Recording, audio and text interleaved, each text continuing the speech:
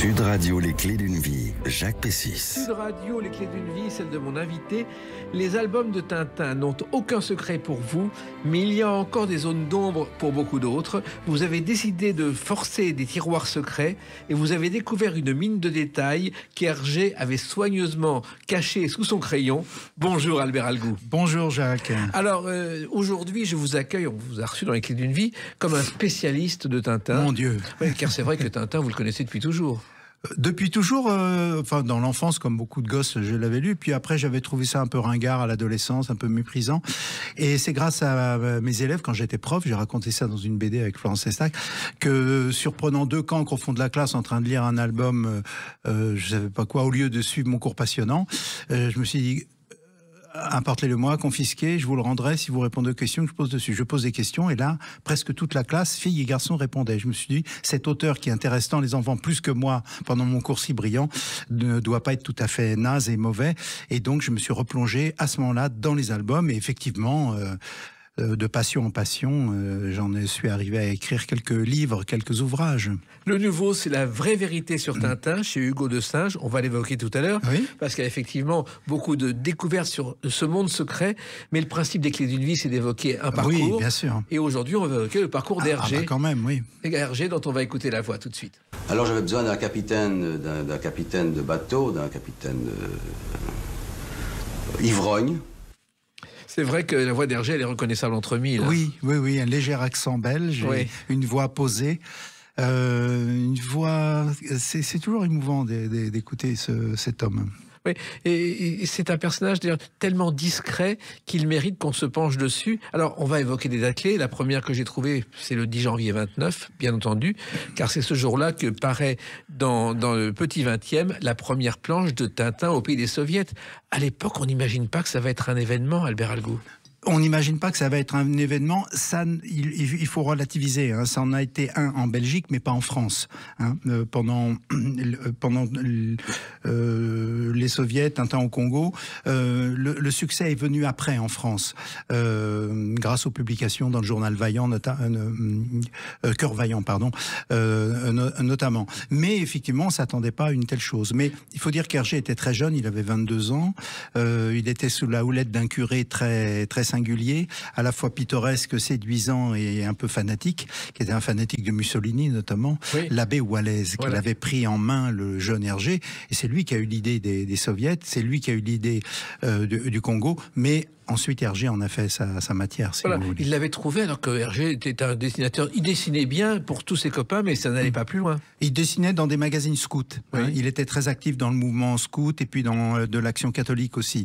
Et mais effectivement, au départ, personne n'aurait misé 3 kopecks, si j'ose dire, sur Georges Rémy, qui allait devenir Hergé. Oui, en Belgique, on dit Georges Remy, d'ailleurs. Remy. Oui, il n'y a pas d'accent sur le... Hein, bien sûr. Voilà, oui. Et c'est Hergé, puisque sont les initiales à l'envers. Voilà. Alors, donc, il est repéré donc, par cet abbé qui est le directeur du petit 20e. Voilà, qui est rédac-chef et le directeur, oui, du 20e siècle et du petit 20e, du coup. Oui, le petit 20e, il faut savoir, c'est le supplément illustré pour les enfants. À l'époque, ça se faisait. Oui, ça se faisait, mais cet abbé avait des idées. Il avait fait un supplément, l'équivalent de Figaro Madame. Il y avait le petit 20e Madame. Oui. Il y avait un 20e culture. Il y avait un 20e culturel. Et il a eu l'idée de faire un supplément pour les enfants qui a marché du feu de Dieu. Voilà. Et il a tout de suite repéré Hergé. Oui. Et le succès est venu. Il a dit, là, je tiens un auteur providentiel. Oui, tout à fait. Il a vu que c'était un auteur plein de promesses et Hergé doit beaucoup à l'abbé Walaise au départ. Et après, j'allais dire que l'abbé Walaise a dû beaucoup à Hergé parce que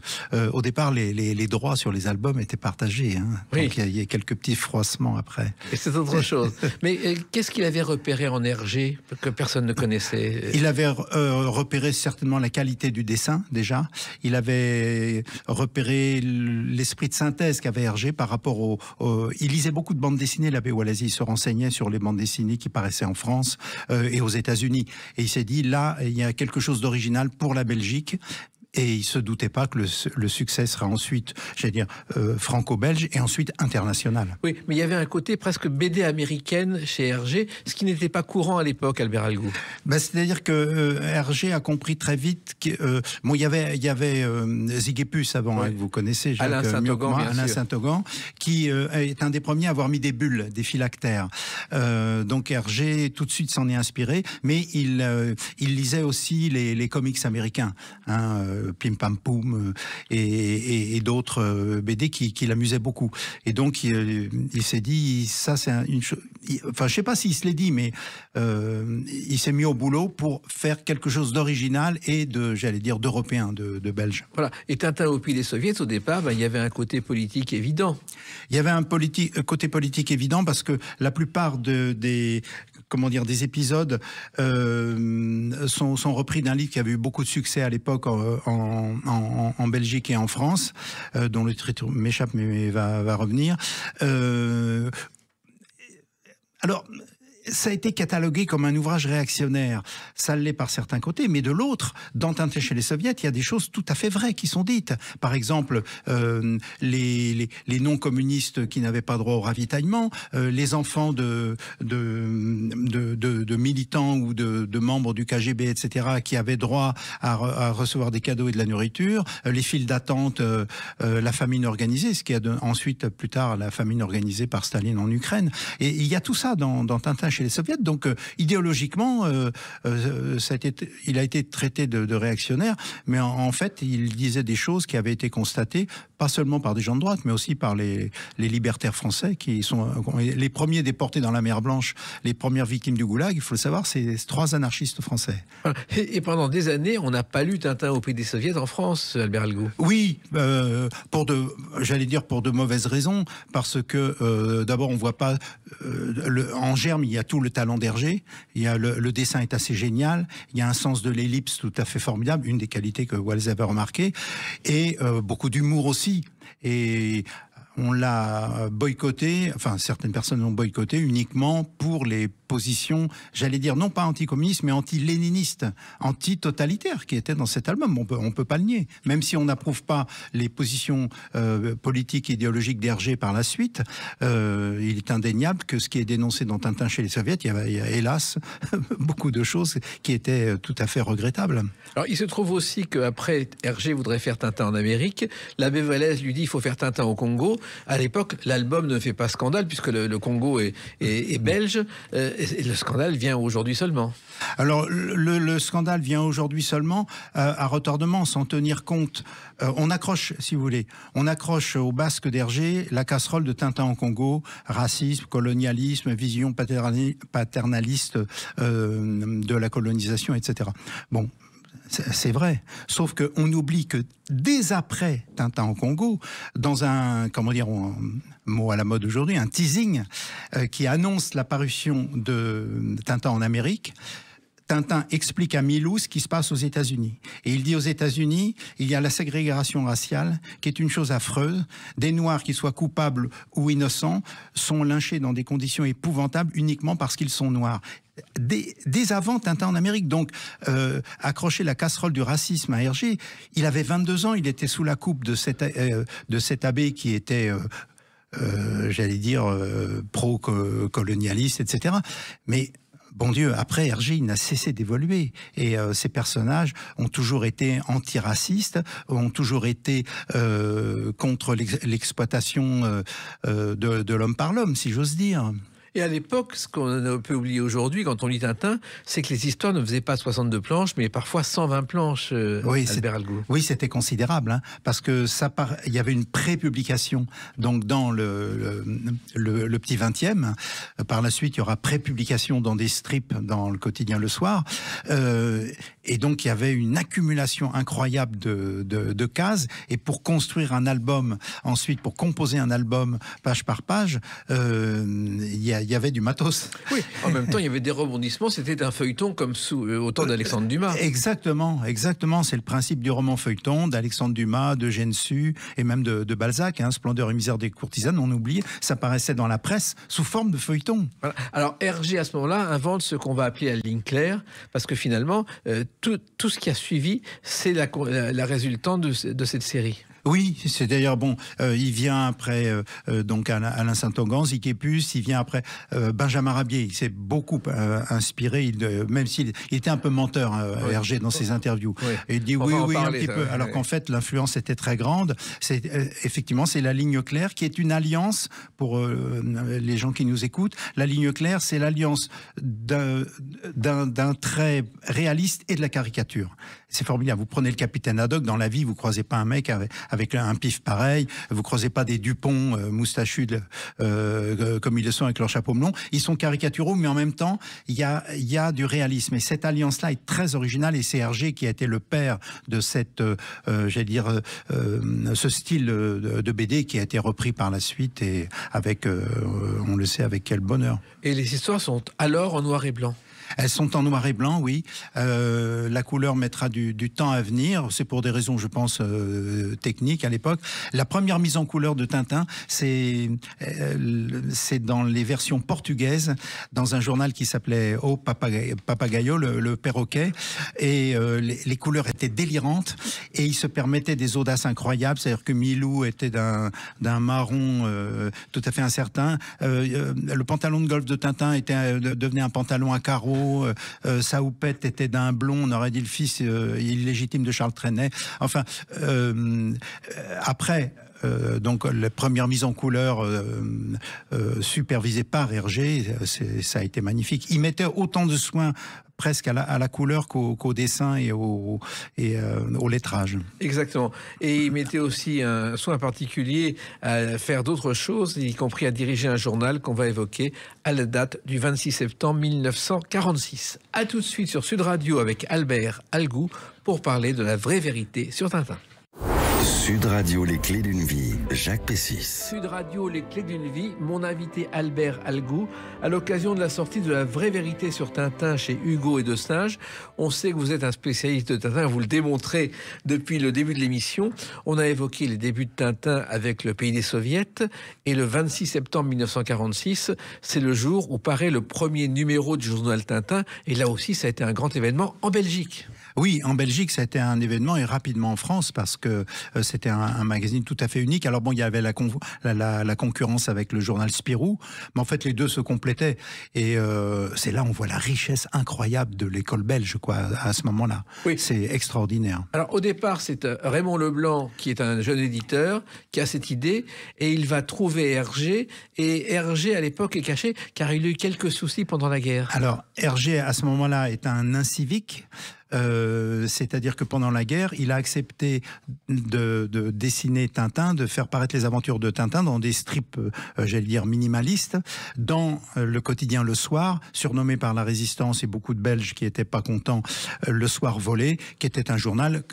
Le Soir était devenu un journal complètement collabo, dont le rédac-chef de Becker était un ami d'Hergé. Alors Hergé, il s'est justifié en disant il fallait bien que je mange, etc.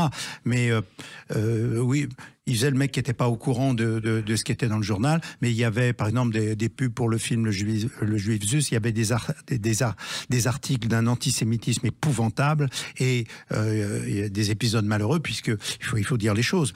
Il y a 2 cases dans le pas le Temple du Soleil, les 7 boules de cristal. Non, juste avant, 2 cases où un des professeurs de l'observatoire annonce la fin du monde. L'étoile mystérieuse annonce que la fin du monde est imminente, et il y a 2 cases où il y a 2 commerçants juifs qui se réjouissent de la fin du monde à venir, parce qu'ils vont se faire de l'argent avec. C'est 2 cases absolument terribles, parce qu'au même moment commençaient les persécutions et les déportations. Donc Hergé s'est amendé de tout cela par la suite, mais ça la foutait mal quand même aux yeux de la Résistance, qui lui en a beaucoup voulu. Donc Hergé, à la fin de la guerre, a eu des ennuis avec la justice belge. Il a été finalement, il n'a pas eu de gros ennuis. Mais c'est parce que Raymond Leblanc en est responsable. En fait, Hergé se cachait, et lorsque les policiers venaient chez lui, il disait « Hergé, c'est pas moi, je m'appelle Georges Remy ». Les policiers ne faisaient pas le rapprochement en cherchant Hergé pour l'arrêter. Et Raymond Leblanc, qui avait été un grand résistant. Voilà, il était résistant monarchiste et donc c'était un lien commun parce que Hergé était, j'allais dire, aimait bien a toujours été très sympathique, très sympathisant de la monarchie belge. Leblanc était résistant monarchiste et il s'est dit mais il y a quelque chose à faire de cet Hergé, on va pas le laisser croupir et être maudit et incivique à tout jamais. Donc il a réussi avec ses amis résistants à ce que Hergé n'ait plus d'ennui, et en échange, Hergé est devenu le directeur artistique du journal Tintin et a amené des collaborateurs qui sont devenus des mythes de la bande dessinée. Ah bah bien sûr, à commencer Black et Mortimer. Edgar Jacobs. Edgar Jacobs, qui a été le collaborateur d'Hergé. C'est-à-dire que Hergé l'a laissé partir, à faire une carrière en solo avec difficulté, parce que Jacobs a été l'a aidé sur certains scénarios et surtout a redessiné des albums. Comme par exemple le Sceptre d'Autocar, la première version noir et blanc, vous voyez la version couleur, tous les costumes, tous les décors sont de Jacobs, et c'est absolument magnifique. C'était un fou d'opéra d'ailleurs, Jacobs. Mais il avait fait de l'opéra, il avait même été boy de Mistinguett dans une revue en Belgique dans les années 20. C'est dingue, oui, parce qu'il était baryton, je crois. Il avait une très très belle voix. C'était une vocation contrariée d'ailleurs, parce que son truc, ça aurait été d'être chanteur, et puis bon, il n'avait pas toutes les qualités pour l'être, et il s'est lancé dans le dessin, Dieu merci, puisque ça a donné La Marque Jaune et des albums tout à fait magnifiques. Oui, au départ, je crois qu'il voulait faire une histoire sur le Moyen-Âge, il y en avait déjà une dans Tintin, donc il a imaginé Black et Mortimer. Oui, c'est extraordinaire. Il y avait aussi Albert Weinberg, Dan Cooper, et je crois que c'est lui qui a dessiné la fusée de Objectif Lune. Oui. Hergé savait, j'allais dire, s'entourer ou, j'allais dire, comment dire, non pas s'imprégner du talent des autres, mais il allait grappiller ici et là, et il en faisait son miel, si vous voulez. Voilà. En même temps, Hergé était un directeur artistique de Tintin très précis. Il donnait des conseils, il expliquait qu'il fallait une chute en fin de page pour qu'on achète le journal la semaine prochaine, et il vérifiait chaque dessin. Oui, il était extrêmement vigilant. Mais c'est pas qu'il était vétilleux et un peu emmerdant. Non, c'était un immense professionnel. Et lui-même, c'était une bête de travail, avec de temps en temps des phases dépressives où il disparaissait. C'était un cauchemar pour le journal. Voilà. En même temps, l'aventure s'arrêtait au milieu pendant plusieurs mois. Mais comment ça se fait ? Parce que je pense que comment dire, alors ce serait un peu long à dire. Je pense que la complexité des aventures de Tintin est le reflet de la complexité j'allais dire, psychologique, psychique et même idéologique d'Hergé, qui était quelqu'un d'extrêmement complexe, comme tout grand artiste. Il était divers en lui-même, si vous voulez. Et donc, il avait des moments de profonde dépression. C'était peut-être dû aussi à son enfance, parce que il a eu une maman, ça, il en parlait jamais. Il disait ouais, ma mère, je l'ai pas très connue. Tu parles. C'est sa mère qui lui a fait découvrir le cinéma muet. C'est sa mère qui l'emmenait au théâtre. C'est sa mère qui l'emmenait à l'opéra, parce que il a beau dire que la Castafiore était justement l'incarnation de sa haine de l'opéra, il connaissait très bien l'opéra. Il y a plein de références dans Tintin, on sent. Voilà. Mais il se trouve aussi qu'il était déprimé à plusieurs reprises. Il avait connu Germaine, sa première femme, qui était la secrétaire du Petit 20e. Et puis un jour, il a essayé d'acquitter. Et je crois que ça l'a traumatisé. Alors, il s'est séparé de Germaine. Ce qu'il faut dire tout à son honneur, c'est jusqu'à la fin de sa vie, il rendait visite à Germaine chaque semaine. Les droits étaient partagés. Il s'est conduit tout à fait remarquablement. On ne peut pas dire qu'il ait abandonné sa femme. Ils se sont séparés. Et quand il a connu Fanny Rémy, qui travaillait sa seconde épouse, qui était coloriste dans les studios Hergé, il est tombé sous le charme, et elle sous le charme d'Hergé. Et ça a été une nouvelle vie. Et alors, ce qui est intéressant, c'est que Hergé, pour moi, plus il vieillit, plus il rajeunit. Je ne parle pas des albums. Il y a peut-être une dégradation dans les derniers. On peut discuter les Picaros, on trouve ça moins bon que les albums d'avant. Mais Hergé est d'une grande ouverture d'esprit. Il s'intéresse à ce moment-là à la peinture abstraite, il devient collectionneur, il devient mécène, alors que ça va contre la culture de son milieu. Même physiquement, on le voit, il a plus le costard 3 pièces qu'il avait jusque dans les années 50. Il y a des photos, il est en chemise à fleurs. Je vois dans le studio où Nat Nogent avait fait la statue de Tintin, Hergé vient, on a l'impression qu'il c'est vraiment un mec des années 70, quoi. Il écoute les Pink Floyd, il écoute Debussy, il s'ouvre à tout un tas de choses qui n'étaient pas pas de son milieu. Et ça, je trouve ça tout à fait formidable. Et il en a un peu marre de Tintin. Il avait confié une fois à Pierre Sterckx, qui était très proche de lui, qui est beaucoup plus jeune, qui l'a initié à l'art contemporain. Il disait « Je hais Tintin ». Il en avait marre. Ça a été une bête de travail. À une époque, il faisait Tintin. Il faisait Quick et Fluke, depuis les années 30. Josette et Joko. Josette et Joko. Il faisait de la pub. Il dessinait des réclames. Il répondait au courrier pratiquement de tous les enfants qui lui écrivaient. Des gens ont dit oui, Tintin n'aimait pas, Hergé n'aimait pas les enfants. Tu parles. Jacques Langlois, qui est un grand tintinophile, qui a sorti un bouquin récemment sur l'agenda d'Hergé. Il a écrit Hergé jusqu'à l'âge adulte, et Hergé lui répondait, lui envoyait des dessins, lui envoyait des albums. Pour un mec qui aime pas les enfants, c'est quand même un peu dur. Et puis il a quand même innové. Écoutez. Je m'appelle Tintin. Et voici mon ami le vieux loup de mer, le capitaine Haddock. Extrait d'Objectif Lune. Là aussi, quand on voit l'homme sur la Lune, il l'a inventé avant, Hergé. Oui, c'est formidable. C'est 12-13 années avant les premiers pas sur la Lune. Tintin pose... Bon, il y a eu Jules Verne avant, il y a eu quelques autres. Mais oui, c'est tout à fait visionnaire et formidable. Oui, et d'ailleurs, lorsque les astronautes sont venus demander un autographe à Hergé, ce qui l'a surpris, il a compris ce jour-là qu'il ne travaillait pas exclusivement pour les enfants. Oui, tout à fait. Moi, je me souviens qu'à la maison, mon père rappelait à la gare Saint-Lazare, achetait Tintin et Spirou, et il était le premier à le lire, et il n'était pas question de nous le passer, quoi. Oui, mais Hergé et les autres pensaient qu'il travaillait uniquement pour des enfants au départ.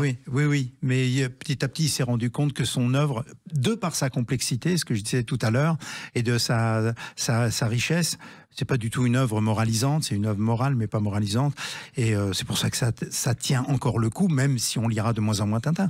Mais le succès est dû à cette différence, à cette polysémie. Oui.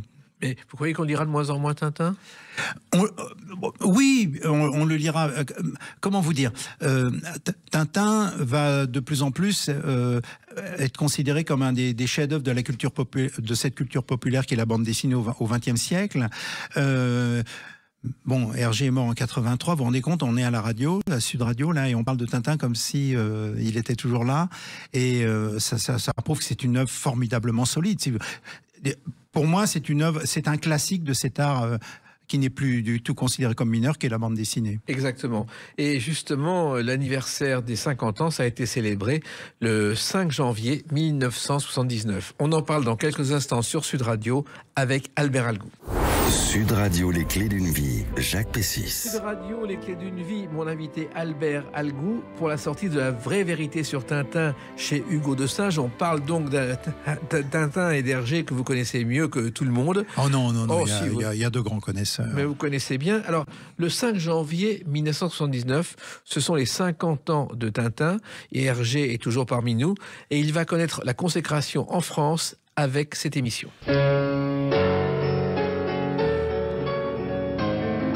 Hergé dans l'apostrophe, ça a été un événement. Oui. Parce que Pivot interviewant Hergé, personne ne l'imaginait quelques années plus tôt. C'est une reconnaissance de la BD. Oui, c'est presque médiatiquement un moment fondateur. C'est un grand auteur de BD qui, la première fois, est reçu avec les honneurs réservés aux grands écrivains, aux grands auteurs. Donc il est considéré comme un auteur. Les gens de bande dessinée aiment bien dire non pas qu'ils sont dessinateurs, ce que je regrette parce que Léonard de Vinci était dessinateur, Raphaël était dessinateur, donc il n'y a pas de honte. Non, nous sommes des auteurs. Et là, c'est un grand auteur, je veux dire, scénariste et dessinateur qui est reçu, oui. Voilà. Marguerite Duras avait dit que le succès commercial des aventures de Tintin, c'était une internationale. Elle avait, elle aussi, reconnu le talent d'Hergé. Oui. International, parce que Hergé aussi quand même, il y a eu un truc génial chez lui. À un moment, au départ, Tintin, il est très belge. Il y a beaucoup de références à la Belgique. Et à partir du moment où il connaît le succès en France, Hergé comprend que s'il veut un succès international, il va gommer toutes les références directes à la Belgique. Mais ce qui est génial, c'est que plus il internationalise Tintin, plus c'est un héros extra-européen qui commence à voyager dans le monde entier, qui s'intéresse aux cultures qui ne sont pas les siennes et tout. Ça, c'est génial. Et de l'autre côté, il introduit dans les albums un clin d'œil réservé aux Belges et à certains Belges, c'est le marolien. C'est la langue parlée dans les quartiers de Bruxelles. Enfin, il y a le bruxellaire et le marolien, qui est un idiome où il y a du mélange d'allemand, de français, un peu d'espagnol, puisqu'il y avait occupation espagnole, un peu de yiddish. Et cette langue, le marolien, il la distille dans tous les albums. Un mot, un exemple, dans les bijoux de la Castafiore, dans le grenier, il y a un paquet de lessive. Ça s'appelle la lessive brol. Et quand les personnes... Brol, ça veut dire c'est le boxon, c'est le bordel, c'est le désordre en belge. Les Indiens à Rumbaya, dans l'oreille cassée, ils parlent le marolien. Parce qu'en fait, au départ, on se dit il a écrit n'importe quoi. Et en fait, il parle le marolien. Il y a énormément de mots maroliens. Par exemple, la capitale de la Bordurie, c'est Clof, et la capitale de la Sildavie, c'est Sood, ou l'inverse. Les deux mots veulent dire dingue, fou. Et la folie est omniprésente dans Tintin. Et ça, c'est génial. Il y a des niveaux de lecture, vous voyez. Ce qui fait le succès de Tintin, c'est qu'il y a des niveaux de lecture. Les enfants, les adolescents, les adultes, chacun va trouver son miel dans ces albums. D'où le succès. C'est cette complexité, une fois de plus. Oui, mais en même temps, ce qui est étonnant, c'est qu'Hergé aimait beaucoup les canulars, faire des farces avec ses copains. D'ailleurs, il y avait un côté dérision dans ses albums contre lui. Il se servait des farces qu'on faisait contre lui pour ses albums. Oui, tout à fait. Et il s'est amusé à se représenter lui-même. Les caméos comme Hitchcock qui apparaît en silhouette, furtivement dans ses films. Hergé s'est représenté à plusieurs reprises et représenté ses copains. Van Melkebeek, un de ses proche ami et on peut dire co-scénariste, par exemple dans Le Secret de la Licorne, sur le marché, qui achète des bouquins, c'est Van Melkebeek. C'est une manière de rendre hommage. On parlait de Jacobs tout à l'heure, l'auteur de Black et Mortimer. Il est à plusieurs reprises dessiné, notamment dans Le Sceptre d'Ottokar. Il est dans la salle de royale à la fin, en grand costume d'apparat, avec sa femme. Et Hergé s'est représenté lui-même. Il y a son frère, il y a sa femme et d'autres amis qui sont là. Ça, c'est une seconde lecture. Mais quand on pense à Albert Algou, que tout ça a commencé discrètement, parce que il faut savoir qu'en 46, les planches sont payées à la semaine pour le journal Tintin. Il y a même Paul Cuvelier, qui était créateur de Corentin, qui demande 3 francs supplémentaires pour le billet de train pour apporter ses planches. Oui. Ça n'avait rien à voir, il n'y avait pas d'album. Non, mais on n'imagine pas, effectivement, il n'y avait pas la spéculation, méritée ou non, sur la vente des planches dans les salles des ventes aujourd'hui, chez Arcurial, chez Drouot, qui atteignent des sommes faramineuses. Personne n'aurait pu imaginer un jour qu'un simple dessin d'Hergé vaudrait plusieurs centaines de milliers d'euros, voire plusieurs millions d'euros. C'était impensable. Mais d'ailleurs, les planches, elles étaient envoyées chez l'imprimeur, elles revenaient pas toujours, et on s'en foutait. Oui, c'est absolument incroyable. Comment ça s'explique ? Ça s'explique parce que je pense qu'il n'avait pas, pas de plan de carrière, vous voyez, au sens... il n'imaginait absolument pas le destin qu'aurait cet art populaire qu'est la bande dessinée. C'était des gens qui... Hergé était à la fois conscient de son talent, mais souvent il en doutait. C'est très émouvant. Il disait, quoi, ces dessins pour...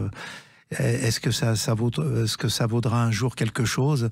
Il était loin de se le demander. Il était très curieux qu'on commence à la fin de sa vie, qu'il commence à y avoir des livres sur l'œuvre. Aujourd'hui, il y en a presque 700. C'est fou, hein. Alors, il se trouve aussi qu'il a créé les studios Hergé parce qu'il a compris quand même très vite qu'il y avait des produits dérivés, voilà. Parce que ce sont les débuts des produits dérivés sur les paquets de biscuits, entre autres. Oui, les buvards, les paquets de biscuits, les figurines, les stylos, etc., etc. Et ça a été exponentiel. Il faut voir quand il y a chaque année la journée des ADH, des Amis d'Hergé, il y a le matin, je veux dire, un marché où des collectionneurs de toute l'Europe et même des États-Unis viennent. C'est inouï les produits dérivés. C'est absolument incroyable ce qu'il y a pu avoir, quoi. Et les bureaux existent toujours avenue Louise. Et je suis allé un jour travailler dans ce bureau d'Hergé, car il avait son bureau avec des œuvres d'art d'Andy Warhol au mur. Oui, les 3, un triptyque. Exactement. Il y en a... Certains ont été vendus, je crois. Il y en a un qui se trouve au musée de Louvain-la-Neuve, le musée Hergé. Oui, le musée Hergé qui a été construit en dehors de Bruxelles, parce que les Bruxellois ne voulaient pas d'un musée Tintin dans leur ville. Oui, il y a plein d'anecdotes autour. Pourquoi pas de musée Tintin en Belgique? Enfin, c'est certains Belges pour des vieilles rancunes que nous évoquions tout à l'heure, qui ont traîné la patte. D'ailleurs, Hergé a failli ne pas être dessinateur, mais peintre, Albert Algou. Alors, disons qu'il s'est adonné à la peinture. Bon, déjà, c'était un très bon dessinateur. Il y a des sanguines ou par exemple même des nus de Germaine. C'était un formidable dessinateur. Il l'a prouvé en dehors des albums, puisqu'il dessinait dans le supplément de mode du XXe siècle. C'était un formidable dessinateur. Il avait un sens du cadrage tout à fait formidable. Et il s'est adonné à la peinture parce qu'à partir du moment où il s'est intéressé à l'art contemporain, il s'est dit, ça le travaillait, quoi. Pour lui, la peinture, c'était au-dessus de la BD. Vous voyez, il avait des doutes sur cet art populaire. Et donc, il a pris des cours avec un des peintres du mouvement Cobra, dont le nom m'échappe, mais presque secrètement. C'est-à-dire, il suivait des cours, il a fait de la peinture. Alors, il y a des toiles de lui qui ont été exposées quand il y a eu la grande rétrospective au Grand Palais. Il y en a aussi à Louvain-la-Neuve. Et puis, il a eu la sagesse de se dire, non, il y avait quelque chose, mais il n'était pas au-dessus des peintres qu'il admirait. Il était certainement en dessous. C'était pas son truc, dans le fond. Mais son truc, c'était la BD et surtout les scénarios, car les scénarios étaient extrêmement travaillés. Il y a plein d'inédits, des histoires qui ont débuté, qu'il n'a jamais terminé. Oui, alors bon, pour les scénarios... on ne peut pas dire qu'il ait eu de co-scénariste, parce que souvent des gens l'accusent, oui, il a piqué... Bien sûr, il a pris chez Jules Verne, chez Benjamin Rabier, etc. Mais je répète, il en a fait son miel. Tous les artistes sont influencés. C'est trop facile de lui accrocher cette autre casserole. Il avait par exemple Van Melkebeek et quelques autres qui l'ont aidé pour des scénarios, oui. Il y en a comment s'appelait-il, le créateur de Achille Talon, Greg qui avait fait le scénario d'une aventure qui s'appelle le Thermozéro, qui est jamais paru. C'était, je pense, après Les Bijoux de la Castafiore ou à peu près pendant. Hergé était très tenté et in fine, il a renoncé à finir le Thermozéro parce qu'il trouvait le scénario un peu trop emberlificoté, vous voyez. Et surtout, Hergé, il y avait des inspirations du cinéma muet. Il avait adoré le cinéma muet. Bien sûr, c'est sa maman qui l'emmenait au cinéma muet. Les coups, les chocs et les chutes par exemple, des Dupont, ou même de Haddock, et même ça arrive à Tintin, c'est directement inspiré de Buster Keaton, de Chaplin, de Laurel et Hardy. Et, L'arroseur arrosé. L'arroseur arrosé, bien sûr. Souvent, le râteau qui se prend dans le nez, etc., etc. Oui, énormément une richesse de gags fantastique. Mais là aussi, Hergé est absolument admirable parce qu'il arrive à transposer, j'allais dire, une forme cinématographique en bande dessinée, ce qui existait déjà dans les comics américains, mais il y a des moments extraordinaires. Ou alors l'épisode connu qui est même devenu, j'allais dire, qui est entré dans le langage populaire, le sparadrap du capitaine Haddock. Ouais. C'est dans l'affaire Tournesol. Il se retrouve avec un sparadrap sur le nez qu'il enlève et sur presque 20 pages, on retrouve ce sparadrap, mais c'est pas l'action principale. Vous voyez, il y a plusieurs actions en parallèle ou plutôt intriquées les unes dans les autres. C'est plutôt tricoté, vous voyez. Et ça, c'est génial chez Hergé. Et le cinéma s'est emparé justement d'Hergé, et ça a commencé en 1962 avec ce film.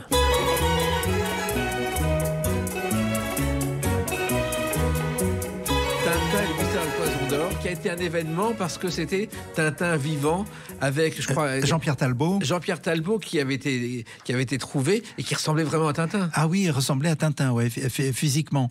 Alors c'est drôle parce que Jean-Pierre Talbot, il a une dette éternelle envers Tintin et c'est un mec charmant et d'une honnêteté totale et toujours enthousiaste malgré l'âge. Et oui, alors c'était intéressant parce que ça a été certains ont dit mais l'univers de Tintin est trahi. Alors effectivement, au cinéma, si vous voulez, vous avez une déperdition de la caricature. puisqu'on a de vraies créatures qui incarnent les personnages. Donc c'est difficile, le côté caricatural, c'est plutôt le côté réaliste qui l'emporte. Puis dans le dessin animé, ça a été l'inverse. On dit, ah oui, mais le dessin animé, on a la caricature, mais on perd le côté réaliste. Les gens sont jamais contents.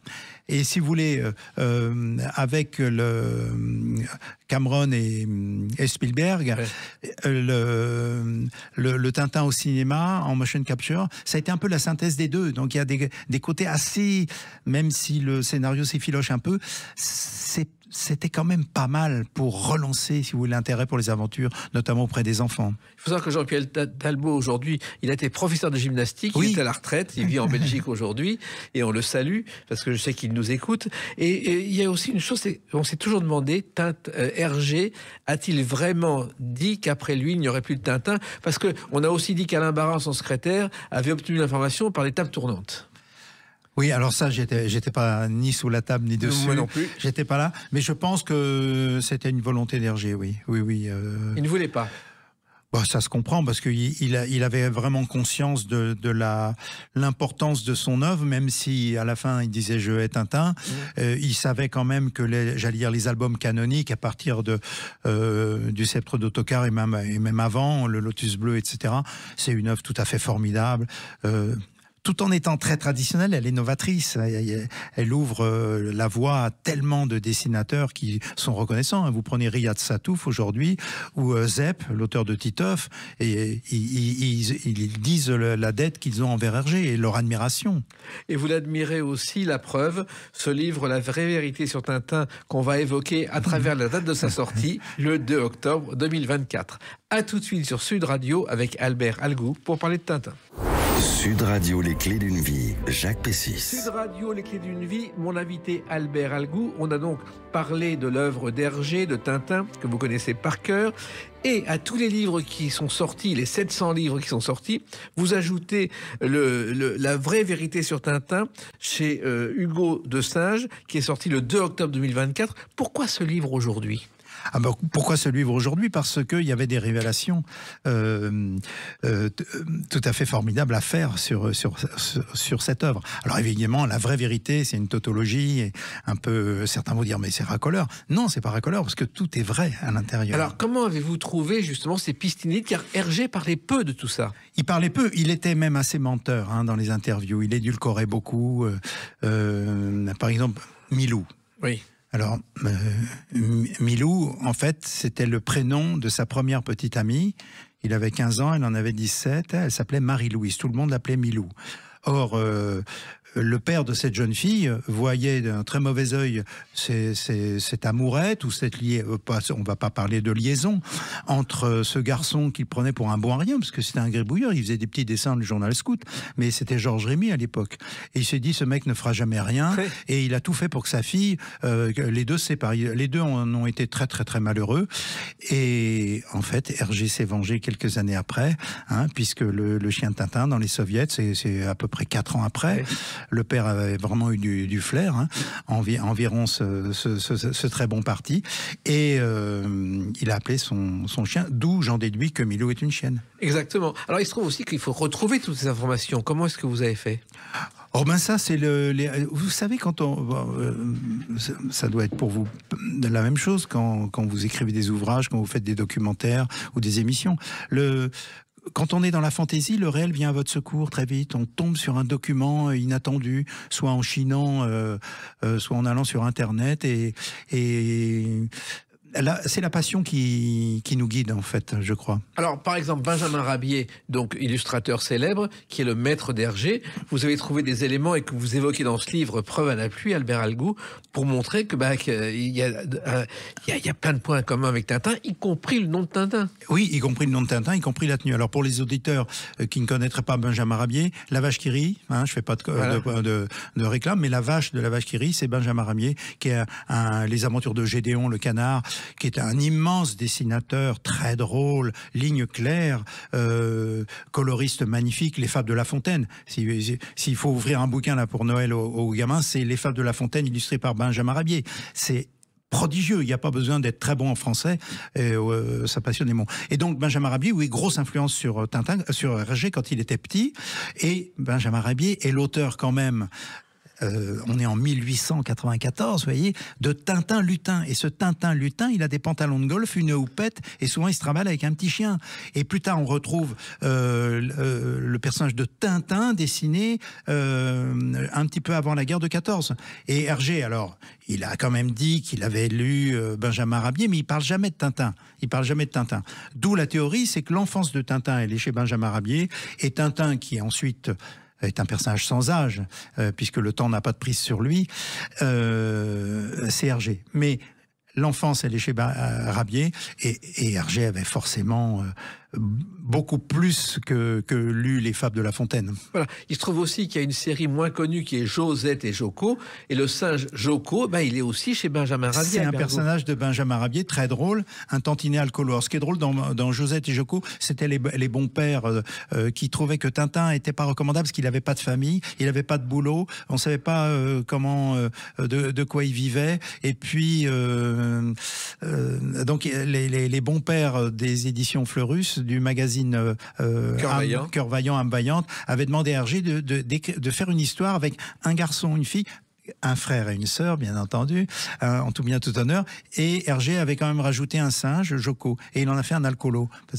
Donc c'était sa manière, parce qu'en fait, il n'aimait pas trop Josette. C'était une commande. Or, Hergé bon, là, les soviets, c'est une commande, mais après, c'est vraiment son œuvre.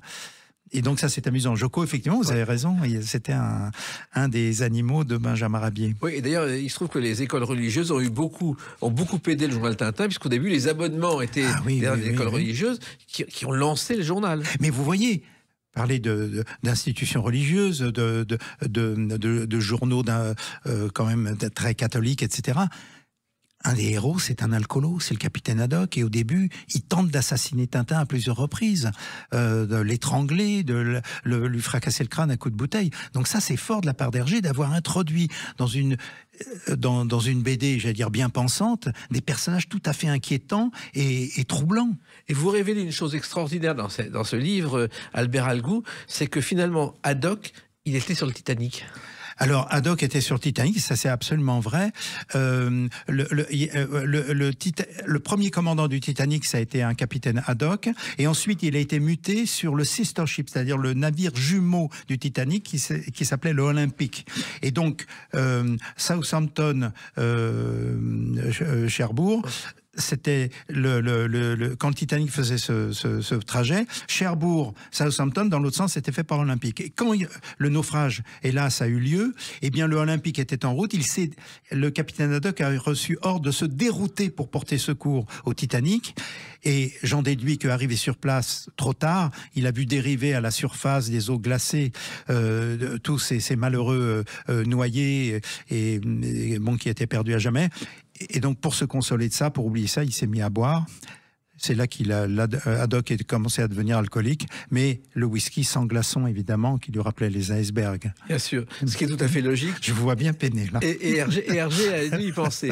Alors, il se trouve aussi que vous racontez dans ce livre que la Castafiore a existé et que Hergé l'a rencontré, Albert Algou. Oui, et moi aussi, je l'ai rencontré. Alors, oui, la Castafiore, il l'a rencontré quand il était scout, hein, je le démontre, à l'Opéra de Bruxelles. Et la rencontre a été torride. Torride, non pas qu'il y ait eu, j'allais dire, conclusion, hein, mais Hergé a une révélation dans la loge de la Castafiore. Et cette révélation, alors je ne vais pas divulgacher ce que je révèle, mais la révélation, elle est déjà dans le nom de la Castafiore. Casta, féminin, fior, là, en italien, hein, c'est il fiore, c'est masculin. Voilà. Donc l'alliance du féminin et du masculin est tout à fait étrange, et la vraie nature de la Castafiore, je l'avais révélée dans sa biographie non autorisée, à savoir que c'est l'ultime castrat de l'histoire de la musique. Exactement. Une des rares femmes dans les aventures n'en est pas une. À part Milou. Bien sûr. Alors, il se trouve aussi que Hergé a toujours dit qu'il avait fait la Castafiore parce qu'il détestait Maria Callas. Alors, je pense qu'il mentait beaucoup parce qu'il connaissait très très bien l'opéra. Il y a des références à Boieldieu, à Rossini, à la Tosca, tout ce qu'on peut imaginer. Oui, il connaissait assez bien l'opéra parce que sa mère l'emmenait à l'opéra quand il était à Bruxelles. Donc là, Hergé, il est pas franc, mais pourquoi il faisait ça? C'était son droit. C'est marrant des fois de mentir dans les interviews. Puis, ce que je ne fais pas. Non. Et alors justement, vous parlez aussi du professeur Tournesol, oui. qui a existé. Ah oui, c'était le professeur. Alors là, il est vraiment directement inspiré du professeur Picard. Picard, vous savez, il s'était fait connaître avec le plus léger que l'air, oui. Un ballon sonde, et le plus léger que l'eau, avec le bathyscaphe, avec un record du monde qui tient toujours presque 12 000 mètres de profondeur. Et le professeur Picard était suisse, mais il habitait Bruxelles. Il avait d'ailleurs un frère jumeau. Donc vous voyez, la gémilité, elle est très présente dans l'œuvre d'Hergé. Et Hergé le croisait souvent. Et physiquement, c'est Tournesol, sauf qu'il était très grand. Et donc Hergé a dit quelque part, il était trop grand pour que je le fasse entrer dans les cases, donc je l'ai rapetissé. Ouais. Donc Tournesol, c'est Picard, et en plus il en a fait un sourd, mais sourd presque quand il veut, parfois Tournesol, parce que dans l'aventure lunaire, bizarrement, il est bien appareillé, il se met à entendre. Voilà. Il y a aussi un roman de Jules Verne qu'il n'avait pas lu, qui a influencé Hergé, c'est Les Tribulations d'un Chinois en Chine. Alors qu'il l'avait pas lu, je pense que c'est ce qu'il dit. Il disait alors sur l'influence de Jules Verne, il se contredit Hergé. Il dit Jules Verne jamais. Puis à d'autres moments, il dit ah oui, mais c'est comme dans telle aventure de Jules Verne, Michel Strogoff, etc. Peut-être. Moi, je pense que c'était ses co-scénaristes ou qu'il était notamment Van Belkebeck, qui était, comme disait ma grand-mère, des Jules Vernistes qui connaissaient Jules Verne par cœur. Et dans Les Tribulations d'un Chinois en Chine, il y a deux flics qui portent des espèces de chapeaux melons qui sont carrément jumeaux. L'un commence une phrase, l'autre la termine. Il s'appelle Craig et Fry, et c'est la préfiguration des Dupont. C'est indéniable. Oui. Et d'ailleurs, pour Les Tribulations d'un Chinois en Chine, il y a une scène du film avec Jean Rochefort, avec Belmondo, qui est clairement inspiré de Tintin au Tibet. Je sais que Philippe de Broca a reçu. Il aimait beaucoup Tintin. Oui, mais il a reçu du papier bleu avec les avocats d'Hergé qui ont dit mais vous m'avez copié. Et il a dit mais c'est involontaire. Ouais. C'est involontaire ou c'est une réminiscence. Et puis là encore. C'est lamentable de l'avoir poursuivi. En plus, il était très très sympa, de Broca, et c'était un grand admirateur de l'œuvre. Donc. Alors, il se trouve aussi que les Dupont et Dupont, d'après vous, Albert Algou, doivent beaucoup à Dubout, qui est un dessinateur magnifique. Alors là encore, vous me posiez la question comment j'ai eu ces informations. C'était à l'époque le monsieur qui dirigeait le musée de la Ceyta, où il y avait une exposition du bout, et il m'avait envoyé des dessins qui datent d'avant la création des Dupont, où il y a deux flics qui sont siamois, qui exactement sont les Dupont, quoi. Oui. C'est extraordinaire. Chapeau melon. Bon, les flics avaient tous des chapeaux melons à l'époque. Chapeau melon, parapluie très fin comme des cannes, et habillés comme les Dupont, sauf la paire de moustaches, puisqu'il y en a un, la moustache descend et l'autre monte. Puis vous évoquez un sujet qui est toujours d'actualité, c'est Chang. Est-ce que le Chang qui est venu en 81 et qu'on a vu dans Les Bras d'Hergé est le vrai Chang ou non? Et ça, c'est une question qu'on s'est mystérieusement posée. Alors bon, c'est un sujet délicat parce qu'il faut faire attention à ce qu'on dit et aux avocats qui guettent, qui vous écoutent. Donc je parlerai au conditionnel. Oui. Les rumeurs qui courent. Il se pourrait bien que le Chang qui est revenu peu de temps avant la mort d'Hergé, qu'il l'a retrouvé, n'était pas le Chang originel, le Chang de sa jeunesse. Le premier témoignage, ce sont ceux d'Hergé lui-même qui aurait, je parle au conditionnel, un ami proche et commun qui s'appelait Pierre Sterckx, qui était très proche d'Hergé. Il lui avait dit à quel point il était déçu parce que au début ça a été médiatisé, les embrassades, les larmes, etc. Mais dans les jours qui ont suivi, il y avait comme une petite déception tout à fait étrange. Alors, il y a un historien des services secrets chinois et asiatiques qui a écrit sur Chang et qui démontre que dans sa jeunesse, quand il était présent à Bruxelles, quand il a connu Hergé, la communauté chinoise de l'université de Louvain, il y avait des étudiants chinois, souvent des étudiants chinois catholiques, parmi eux étaient infiltrés des agents communistes qui étaient très proches de Chang. Oui. En même temps, moi, j'ai rencontré Chang lorsqu'il a fini sa vie dans un petit atelier d'artiste près de Paris, à Nogent-sur-Marne. À Nogent-sur-Marne, oui. Pour moi, c'était Chang. Eh bien alors, c'était Chang. Donc pour moi aussi, c'est Chang. Et il y a une chose que j'apprends aussi, Albert Algou, et c'est une gloire familiale. Votre grand-père a traduit les cigares du pharaon en slovène. Alors, c'est pas les cigares du pharaon, c'est... Oh, bon, on n'est pas loin. C'est le sceptre d'Ottokar. Oui. Oui, parce que mon grand-père, très jeune, est parti en Slovénie pour créer une école. Avant la guerre de 14, il est parti en 1911. Il a passé 3 ans en Slovénie. Il est devenu ami avec tous les artistes slovènes de l'époque, qui étaient très francophiles, qui étaient polyglottes, les mecs qui parlaient 7 langues, notamment Vladimir Leostic, qui était un grand écrivain slovène, grand traducteur de la littérature française. Et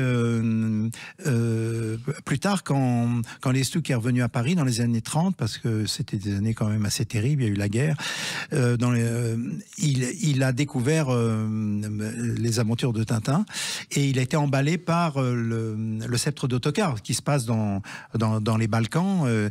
C'est un monde très proche de l'ex-Yougoslavie, hein, soit la Bosnie, soit la Macédoine, etc. Et il a entrepris de traduire en slovène le sceptre d'Ottokar, et Leostic, il a été victime à la fois des fascistes et à la fois des communistes. Et les fascistes, je vais dire, les occupants allemands brûlaient sa bibliothèque. Il avait 2000 livres, ce qui à l'époque était considérable dans un pays comme la Slovénie. Ça a été un choc épouvantable, dont il a eu du mal à s'en remettre. Et après, les communistes ont fait des ennuis. Ensuite, il a été réhabilité. Il est une sorte de héros de la République de la Fédération de Yougoslavie. Et effectivement, mon grand-père et lui s'étaient amusés à traduire le sceptre d'Ottokar. C'est dire si la vraie vérité sur Tintin est une histoire de famille. Un livre que je recommande à ceux qui aiment Tintin, ils sont nombreux, parce qu'on apprend vraiment beaucoup de choses. Merci Albert Algou de l'avoir écrit. Merci Jacques Pessis, merci beaucoup. Et continuez ainsi, ne changez rien. Merci, les clés d'une vie, c'est terminé pour aujourd'hui. On se retrouve bientôt. Restez fidèles à l'écoute de Sud Radio.